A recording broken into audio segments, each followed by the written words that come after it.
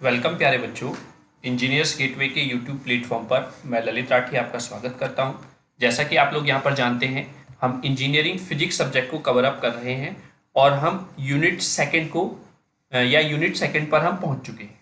जो एकेटीयू का new syllabus आया है सेशन 2022-23 से, उसके अकॉर्डिंग हम यहाँ पर इंजीनियरिंग फिजिक्स के टॉपिक वाइज सिलेबस को कवर अप कर रहे हैं। तो जैसा कि आप जानते हैं, जो सेकंड यूनिट है आपकी इलेक्ट्रोमैग्नेटिक फील्ड थ्योरी, उसका जो आज हम टॉपिक पढ़ेंगे वो है आपके मैक्सवेल की फोर्थ इक्वेशन। इससे पहले हमने मैक्सवेल की इक्वेशंस क्या होती हैं, फिर फर्स्ट इक्वेशन, सेकंड इक्वेशन और थर्ड इक्वेशन, तीनों इक्वेशन का डिफरेंशियल फॉर्म, इंटीग्रल फॉर्म, उसका फिजिकल सिग्निफिकेंस क्या होता है, वो एक एक वीडियो में करके मैंने कवर अप आपको करा दिया है। ठीक है, आज जो हमारा टॉपिक है वो मैक्सवेल की जो सबसे लास्ट की जो इक्वेशन है, मैक्सवेल फोर्थ इक्वेशन, आज हम उसको कवर अप करने वाले। तो उससे पहले पहले मैं आपको मेन इंपॉर्टेंस ऑफ मैक्सवेल की, जैसे हर इक्वेशन के स्टार्टिंग में आपको बताता हूं, तो मैं यहाँ पर भी आपको रिकैप कराने की कोशिश करूंगा कि मैक्सवेल की जो इक्वेशंस है उसका मेन इंपॉर्टेंस क्या है। तो चलिए देख लेते हैं एक मिनट के रिकैप में। जैसा आप देख रहे होंगे यहाँ पर, Maxwell equations give us the idea that a changing magnetic field always induced an electric field and changing in the electric field always induced a magnetic field। यानी कि मैक्सवेल की इक्वेशंस कहती हैं कि अगर हम मैग्नेटिक फील्ड में change करते हैं तो उससे इलेक्ट्रिक फील्ड इंड्यूस होगा, और अगर हम इलेक्ट्रिक फील्ड में चेंज करते हैं तो उससे मैग्नेटिक फील्ड इंड्यूस्ड होगा। Then Maxwell equation relates the parameter of electric field and magnetic field, यानी कि इलेक्ट्रिक फील्ड और मैग्नेटिक फील्ड्स के जो आपके पैरामीटर्स हैं उनके बीच में एक रिलेशन जनरेट करता है आपके मैक्सवेल की इक्वेशंस। इसका मतलब क्या हुआ, when one parameter is known, तो हम एक पैरामीटर अगर गिवन है तो अदर पैरामीटर्स को इजीली कैलकुलेट कर सकते हैं। ठीक है, then in other words it is used to relate electric field parameters which is equivalent to the magnetic field. कहने का मतलब कि हम इलेक्ट्रिक फील्ड्स पैरामीटर्स को रिलेट कर सकते हैं उसके इक्विवेलेंट मैग्नेटिक फील्ड के पैरामीटर्स के साथ। ठीक, मैक्सवेल की जो इक्वेशन है वो 4 इक्वेशन का सेट होता है जो डिस्क्राइब करती है behaviour of electric and magnetic field and how they relate to each other. ठीक है, और ultimately they demonstrate the electric and magnetic fields की ये दोनों सेम फिनोमिनाज हैं। क्लियर हुआ? तो ये मेन इंपॉर्टेंस है मैक्सवेल की जो इक्वेशंस आप पढ़ रहे हैं उनका।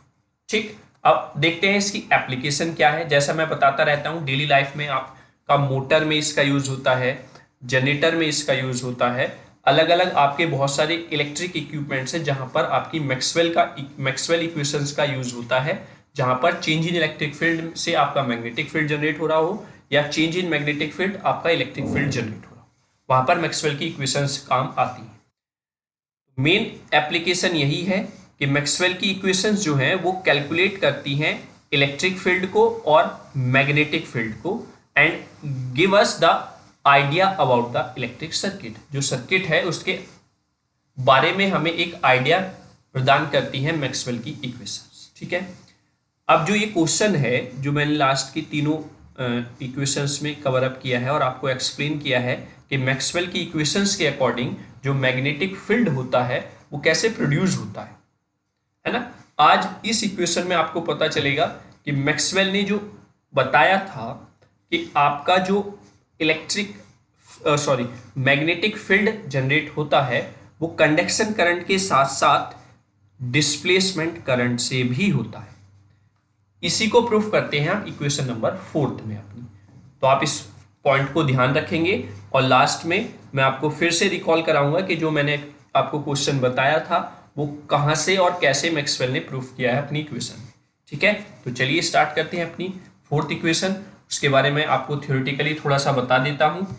ठीक है, चलिए तो इसमें देखते हैं मैक्सवेल की 4th इक्वेशंस को हम एम्पियर्स लॉ भी बोलते हैं, जैसा कि मैंने बताया था आपको।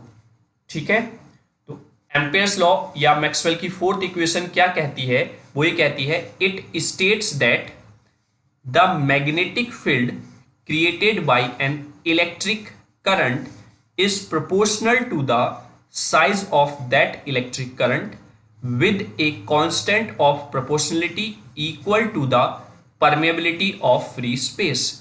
मतलब ये कहने का है कि मैग्नेटिक फील्ड जो क्रिएट होता है इलेक्ट्रिक करंट से वो प्रोपोर्शनल होता है किसके, साइज ऑफ इलेक्ट्रिक करंट, जो करंट है उस पर डिपेंड करता है, विद ए कांस्टेंट प्रोपोर्शनलिटी जो इक्वल है परमेबिलिटी ऑफ फ्री स्पेस। ठीक है, ये आपका मैक्सवेल की फोर्थ इक्वेशन का एक्सप्लेनेशन है।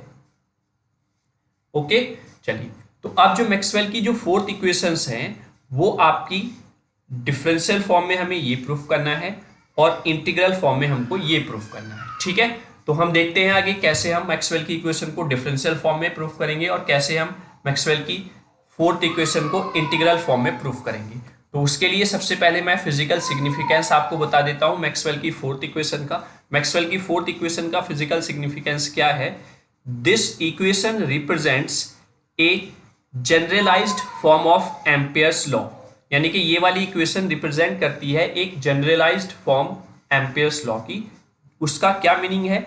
The magnetomotive force around a closed path is equal to the sum of conduction current and displacement current. देखिए आप यहां पर जो मैं क्वेश्चन आपको पॉइंट करके बता रहा था वो आपका फिजिकल सिग्निफिकेंस में ही कुछ आपको एक्सप्लेन कर रहा है कि यानी कि जो मैग्नेटोमोटिव फोर्स जनरेट होता है इस मैक्सवेल की फोर्थ इक्वेशन के अकॉर्डिंग वो इक्वल किसके होगा? Sum of conduction current and displacement current through any surface bounded by the path.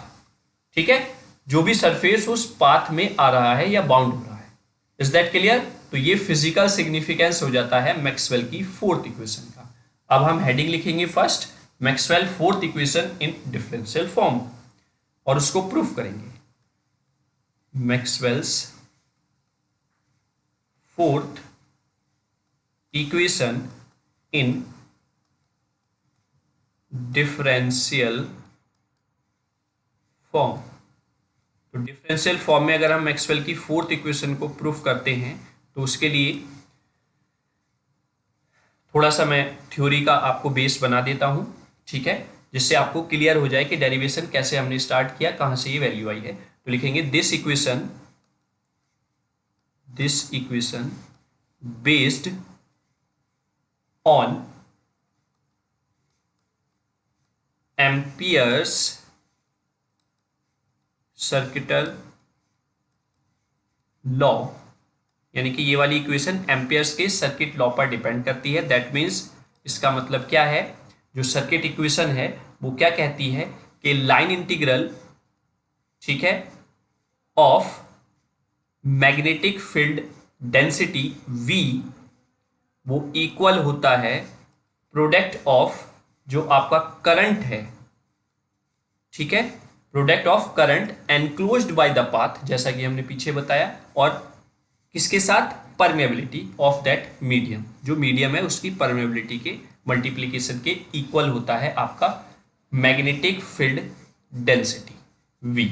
ठीक है, चूंकि V इक्वल्स टू आपका, मैं यहां पर लिख देता हूं, चूंकि V equals to mu naught H के इक्वल होता है तो हम इस इक्वेशन को ऐसे भी लिख सकते हैं कि line integral of H into DL equals to I, क्योंकि मैं अगर म्यू नॉट को इसके अपॉन में ले आता हूं तो यहां से आप देख रहे होंगे H वेक्टर इक्वल्स टू हो जाता है V vector upon mu not.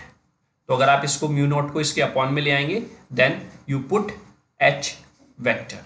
ठीक है, आई होप आपको ये क्लियर हुआ होगा एम्पियर्स सर्किटरी लॉ जो कहता है वो। अब हमने इसको इक्वेशन नंबर फर्स्ट पुट कर दिया है। उसके बाद अगर किसी मतलब करंट जो होती है, टोटल करंट एनक्लोज्ड अगर किसी पाथ से है तो वहां पर फ्लक्स जो करंट चार्ज डेंसिटी होगी उस सरफेस से जो बाउंडेड है क्लोज लूप, तो वो क्या हो जाती है, लिख लेंगे यहां पर वी नो दैट। कहने का मतलब क्या है,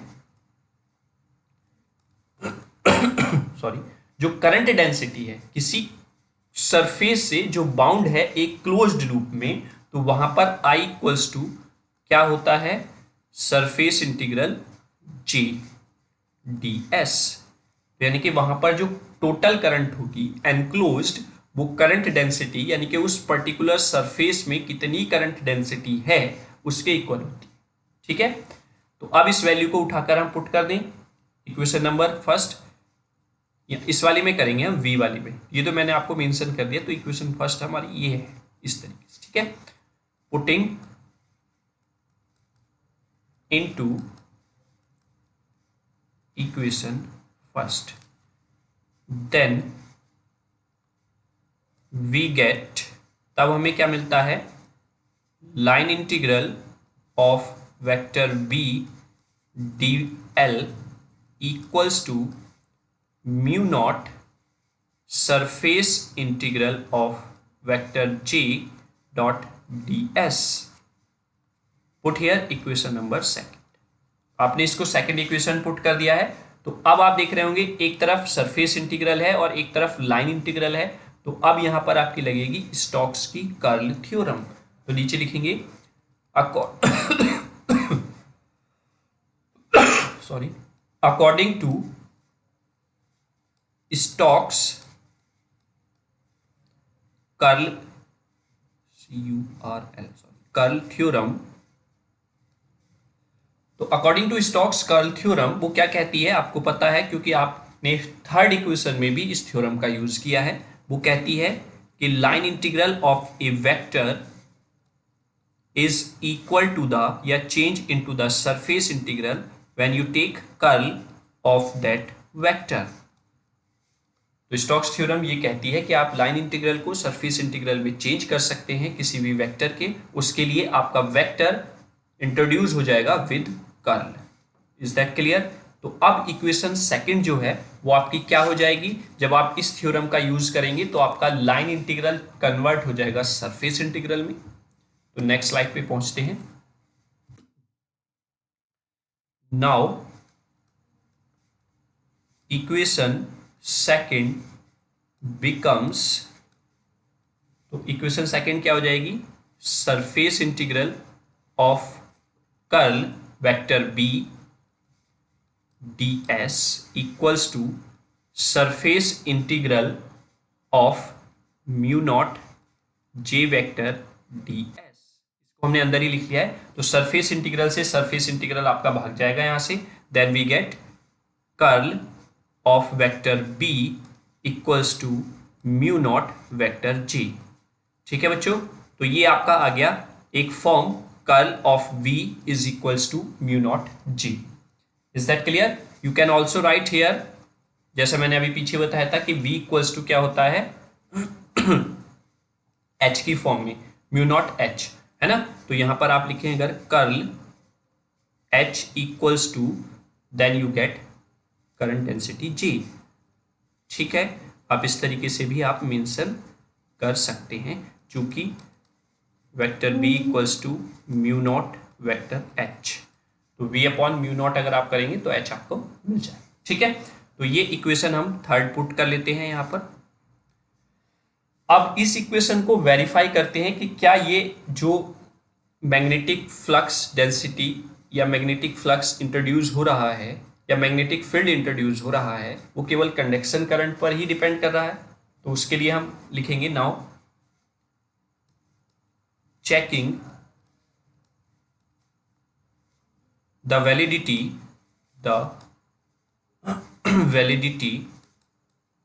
of equation third.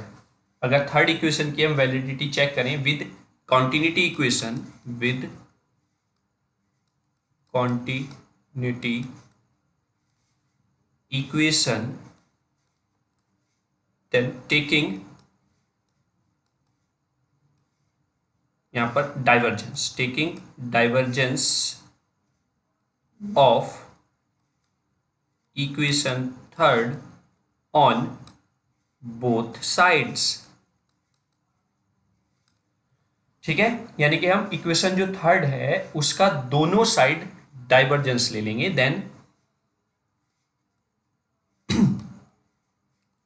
Equation third becomes तो इक्वेशन थर्ड क्या हो जाएगी, divergence of curl H vector equals to divergence of J vector. Is that clear? तो एक फॉर्मूला होता है कि अगर हम डाइवर्जेंस लेते हैं किसका, कर्ल वेक्टर का, तो वो आपका जीरो होता है। या फिर अगर मैं बोलूं कि डॉट प्रोडक्ट ऑफ कर्ल, और कर्ल क्या है, क्रॉस प्रोडक्ट, तो वो आपको जीरो मिलेगा। ठीक है, तो ये आपका क्या हो जाएगा, zero, and you get divergence of current density जी। तो यहां से आपको क्या मिला कि जो करंट डेंसिटी है उसका डाइवर्जेंस लें अगर हम, तो इट बिकम्स टू जीरो। ठीक है, बट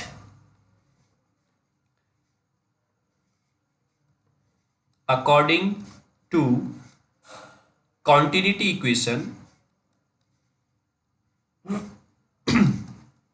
अगर आपने कॉन्टिन्यूटी इक्वेशन वाली वीडियो देखी है तो वहां से आपको पता चल रहा होगा कि जो डाइवर्जेंस ऑफ करंट डेंसिटी जी होता है वो क्या होता है, माइनस डेल रो वी या रो न्यू अपॉन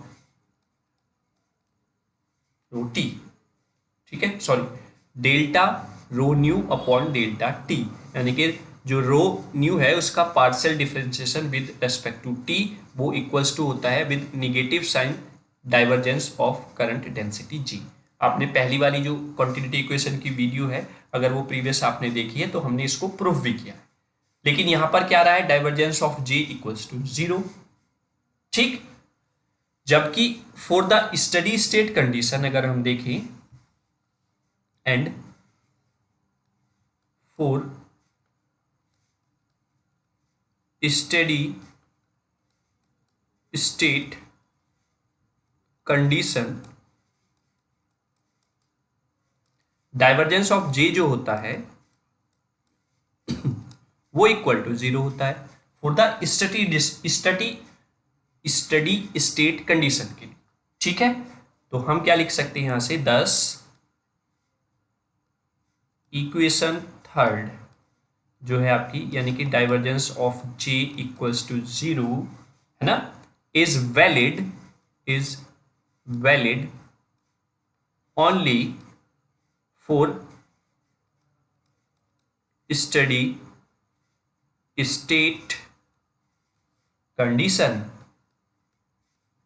ठीक है, यानी कि जो इक्वेशन थर्ड हमारी आई है अभी प्रूफ करने पर, divergence G equals to zero, वो केवल और केवल वैलिड है for the steady state condition, that is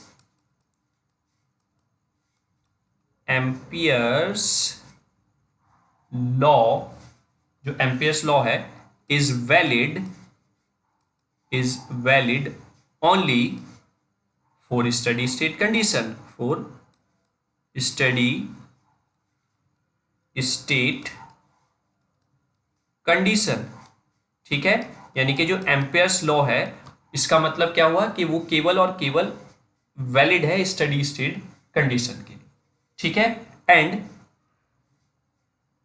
it is not valid for the varying field, इसका मतलब तो यही हुआ, and it is not valid for varying field, यानी कि अगर फील्ड वेरीड है तो उसके लिए आपका एम्पियर्स लॉ वैलिड नहीं है according to divergence G equals to zero. ठीक है, इसीलिए मैक्सवेल ने एम्पियर्स लॉ को मॉडिफाई किया, है ना।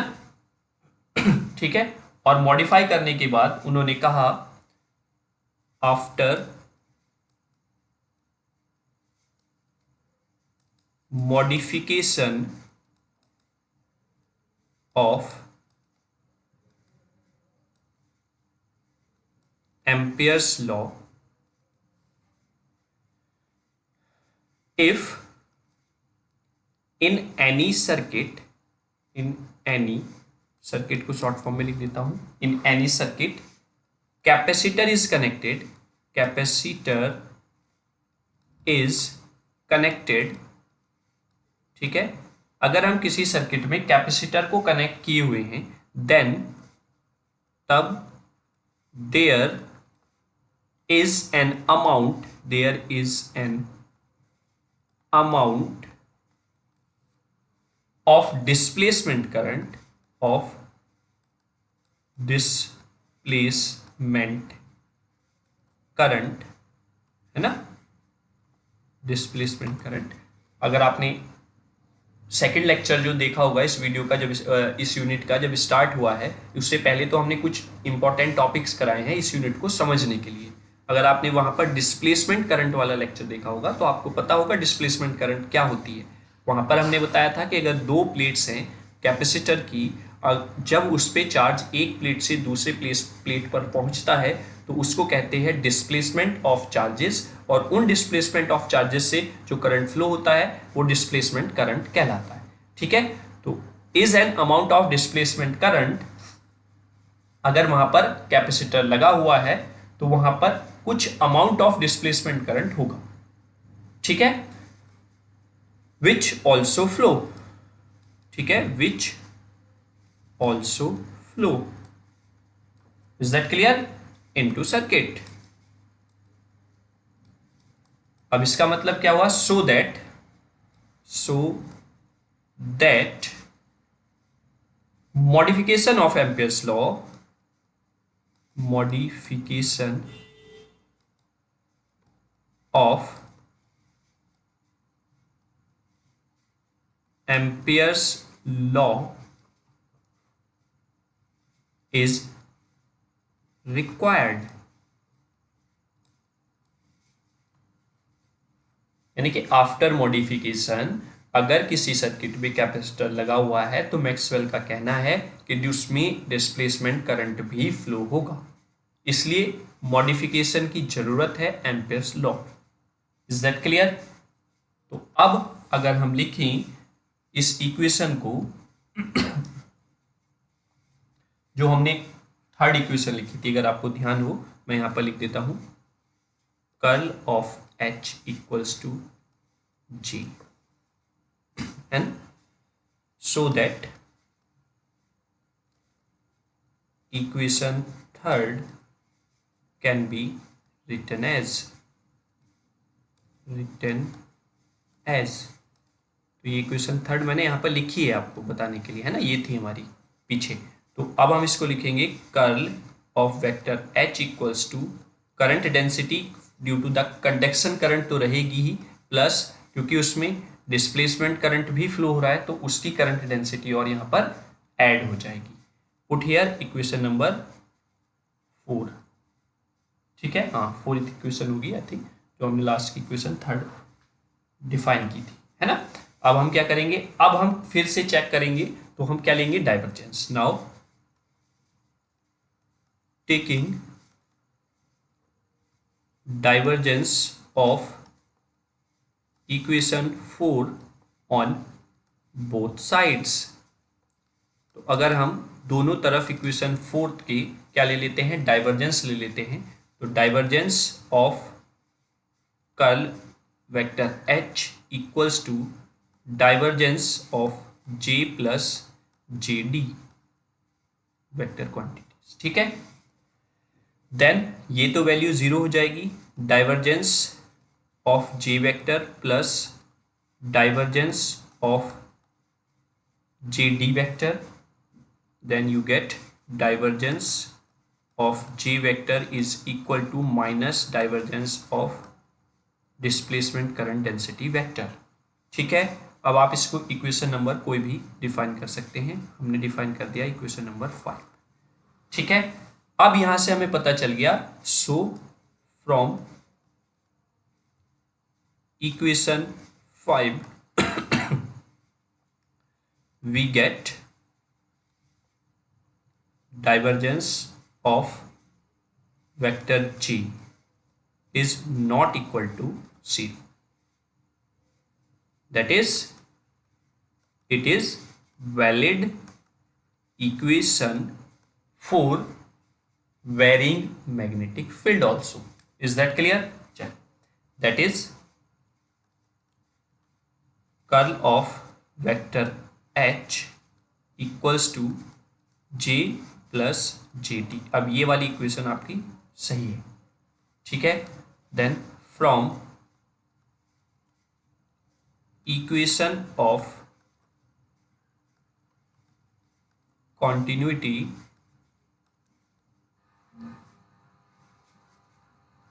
इक्वेशन ऑफ कॉन्टिन्यूटी क्या है, divergence of vector j equals to minus partial differentiation of rho with respect to t, यही है आपकी। और अब आप इसको पुट कर देंगे इक्वेशन नंबर 5 में, putting into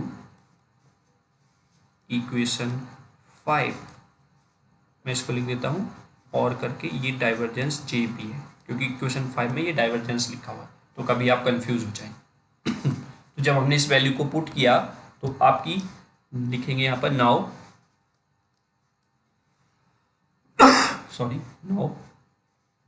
equation 5 becomes,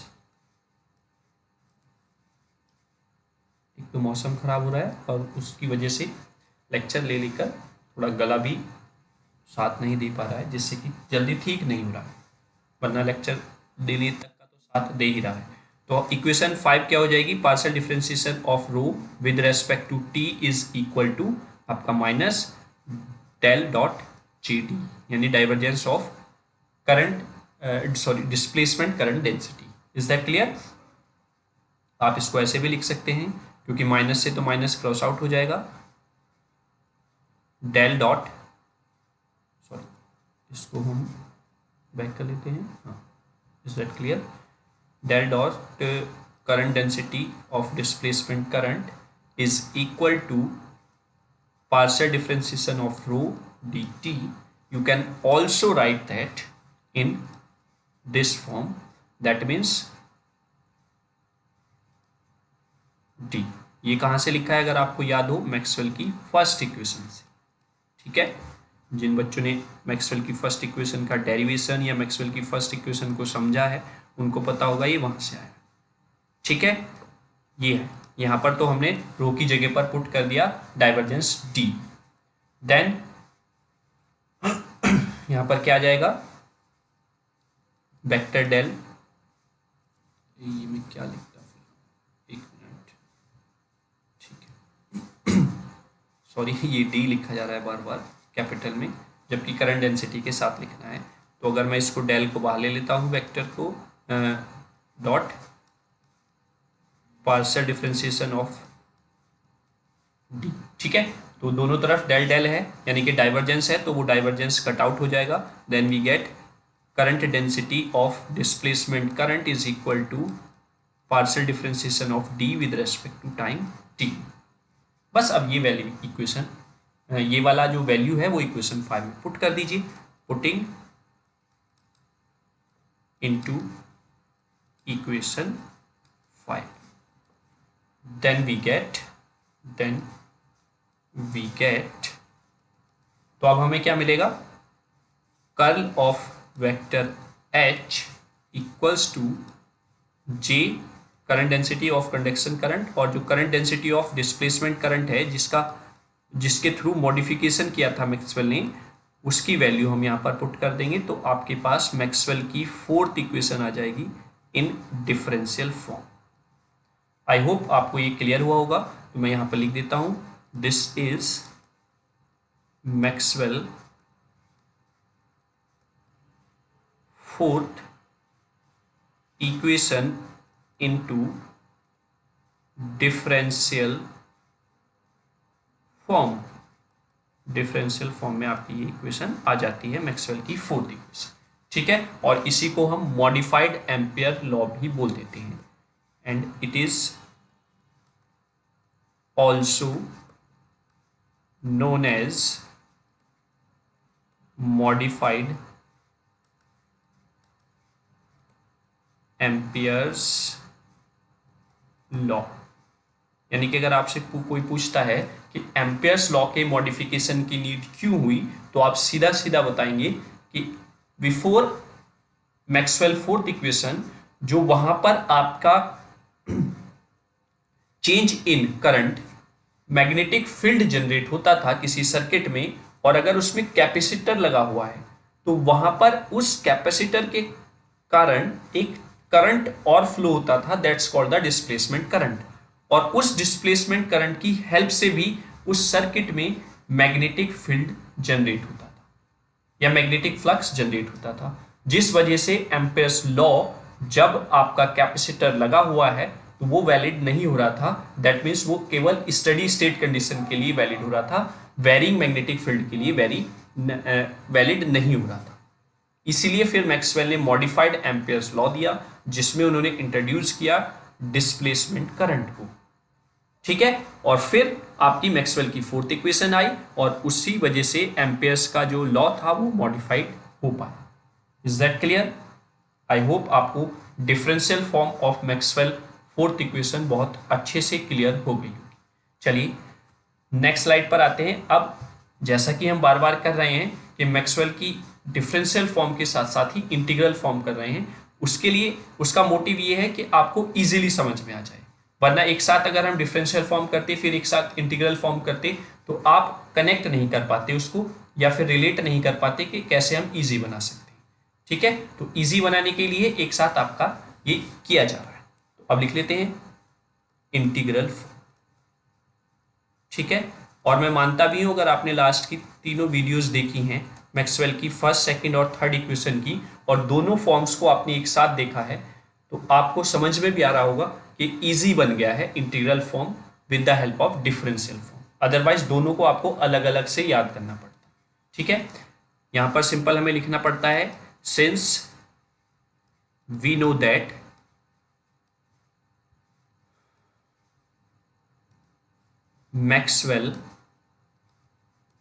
Maxwell's fourth equation into differential form is, अभी हमने प्रूफ किया है, क्या है? कर्ल ऑफ H, या फिर आप लिखिए cross product of vector H equals to current density due to the conduction current plus partial differentiation of vector D with respect to the T। ये इक्वेशन नंबर फर्स्ट आपकी हो जाती है। ठीक है, अब जैसे ये इक्वेशन आपको मिली थी उसी को आप कन्वर्ट कर देंगे या वही आप ले लेंगे। आपने यहाँ पर स्टोक्स थ्योरम का यूज किया है। स्टोक्स थ्योरम लाइन इंटीग्रल को सरफेस इंटीग्रल में चेंज करती है, तो आपको यहाँ पर सरफेस इंटीग्रल लेना होगा। नाउ टेकिंग, ऐसे ही रिलेट कर कर अगर आप पढ़ेंगे तो कभी भी कंफ्यूज नहीं होंगे और कभी भी बर्डन महसूस नहीं करेंगे। सरफेस इंटीग्रल, क्योंकि आप लोग इंजीनियर्स गेटवे से जुड़े हुए हैं तो आपका जो लोड है या फिर आपका जो कंफ्यूजन है उसी को हम सॉल्व आउट करने के लिए यहाँ पर बैठे हैं और इजी वे आपको बनाकर देते हैं। ठीक है, of equation first on both sides. ठीक है, देन वी गेट, तब हमें क्या मिलता है? अगर हम सरफेस इंटीग्रल ले लेते हैं दोनों साइड, तो cross vector of H equals to surface integral of J plus partial differentiation of D with respect to time t। ठीक है, आप लिखेंगे यहाँ पर according to Stokes curl theorem, क्योंकि एक स्टोक्स थ्योरम का आप यूज करेंगे कहाँ पर जाकर?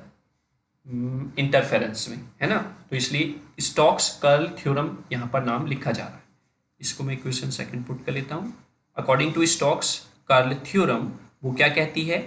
सिंपल इज दैट कि line integral of a vector convert हो जाएगा आपका surface integral of that vector with curl of given vector. ठीक है, तो ये आपका स्टोक्स की जो कर्ल थ्योरम है वो कहती है। ठीक, अब अगर हम इसको अप्लाई कर दें अपनी इक्वेशन नंबर सेकंड में, then equation second becomes, then equation second becomes, तो तब सेकंड इक्वेशन क्या हो जाएगी? वो चेंज हो गया लाइन इंटीग्रल में और यहाँ पर आपका वेक्टर H आ जाएगा, dl इक्वल्स टू, इधर आपका सरफेस इंटीग्रल ही रहेगा, ब्रैकेट में conduction current density partial differentiation with respect to T इसका डी का, तो ये आपका डी एस लिख देंगे लास्ट में। तो ये आपकी इक्वेशन आ गई है मैक्सवेल की इन electrical integral form, sorry electrical ही याद आता है इंटीग्रल की जगह, है ना। तो ये आपकी मैक्सवेल फोर्थ इक्वेशन हो गई है इनटू इंटीग्रल फॉर्म। ठीक है, तो आई होप बच्चों आपने सेशन को एंजॉय किया होगा। लेक्चर आपको कैसा लगा? बहुत इजी वे में आपको मैक्सवेल की फोर्थ इक्वेशन यहाँ पर बताई गई है, कैसे आपको डिफरेंशियल फॉर्म में प्रूफ करना है, कैसे आपको इंटीग्रल फॉर्म में प्रूफ करना है, वो सारी चीज़ें आपको बहुत ही आसान तरीके से, आसान वे में आपको एक्सप्लेन की गई है।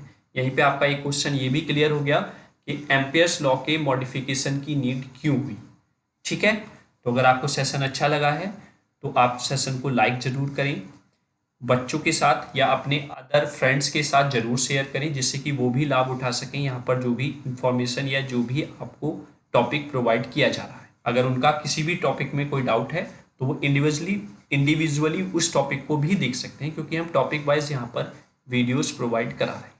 और अगर आपने भी अभी तक चैनल को सब्सक्राइब नहीं किया है तो प्लीज़ आप चैनल को सब्सक्राइब कर लें और बेल आइकन को प्रेस कर लें, जिससे कि नोटिफिकेशंस आपको कंटिन्यूसली मिलते रहें। जो जैसे जैसे आपको वीडियो हमारे यूट्यूब चैनल पे मिलेंगी तो आपको वहाँ पर कंफ्यूज होने की ज़रूरत नहीं होगी। देखिए हमारे पास नोटिफिकेशन, अगर आपके पास नोटिफिकेशन नहीं आएगा तो आप हो सकता है किसी दिन मिस कर दें क्लास को।